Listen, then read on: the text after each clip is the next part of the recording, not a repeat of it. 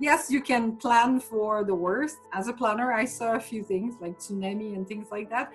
This is Mother Nature. You cannot control that. You don't control Mother Nature, and a pandemic, you don't control it. I think as planner, we need to just be aware of it and try to do the best out of it.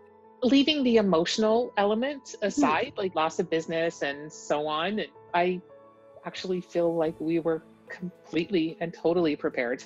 I hated it. I'm not saying there was any joy in it, but I felt very well prepared.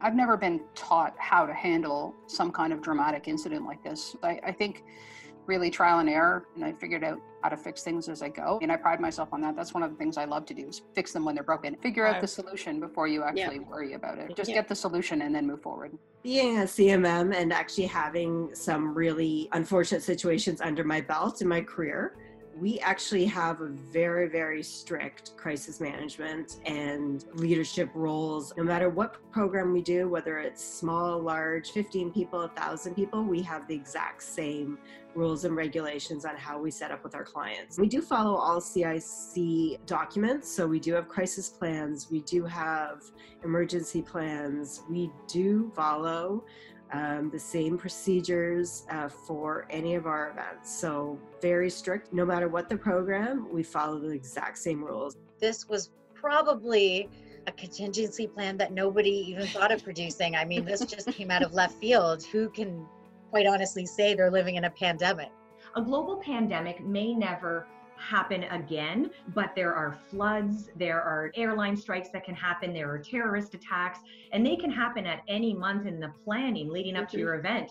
So even if it's not a pandemic, I could have my event fall apart in July because of an airline strike or a terrorist attack, and I'm 2 months away. How much have I invested? How much have I lost? How much will I lose? It is the responsibility of the conference planner to maintain that budget and to protect the financial integrity and continuity of the conference. So you should always know what you've invested and what you can lose. Our time is prioritized with things that are happening now and need to move forward. So alien invasions, global pandemics, a bat infestation, that kind of stuff. I put that at the bottom of the list to put together a risk management plan or a SWOT analysis.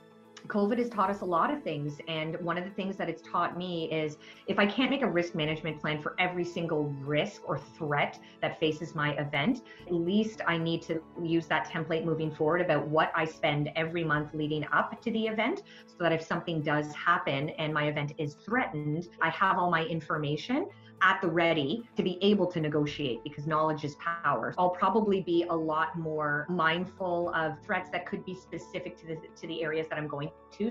You need to recognize and respect fear. But what you need to do with it is allow it to drive your caution and preparedness. How do I know that I can have sure-footedness when I step? That's caution and preparedness.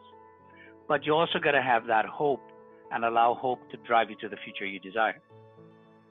Your emotions are going to be one of the biggest things that will actually impact how clearly you think and the extent to which you can make good quality decisions and then execute them.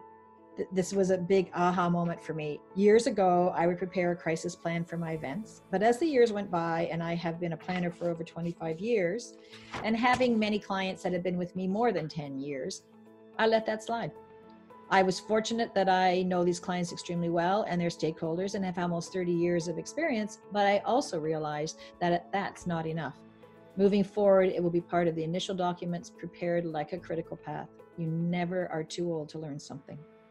It was really important to me to start a conversation around moving forward. What steps as planners are we responsible for? How do we help protect the delegates that are coming in? COVID is a really good one to look at. Some of the things that we've targeted is just double checking with the hotel. We have a little checklist of things that we'd like to hear from them, how they're sanitizing, how food is left out, how often they're cleaning the bathrooms, all those hot spots that people are touching all the time. We want to know how they're handling that. But we also know that we need to have on hand sanitizer, poster boards, reminding people to wash their hands more often. We need to make sure we have some face masks. When I'm in crisis, I get supernaturally calm. I'm just, okay, what do I need to do first, and then second, and then third? Think about this, have my game plan, and then just execute.